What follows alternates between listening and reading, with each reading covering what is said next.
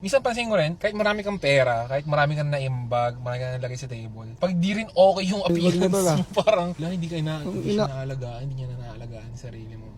Pero no matter na gaano karami rin yung maiambag mo, nadadala mong pera sa loob ng pamilya mo, if overall hindi ka okay, talagang lagi may masasabi, no? Feeling ko regardless naman, tol. Unahin mo yung sarili mo, o unahin mo sila. May masisilip at masisilip eh. Yung mga taong ganun, tol, hindi mo na maiiwasan yun kasi laging hahanap at hahanap ng butas yun.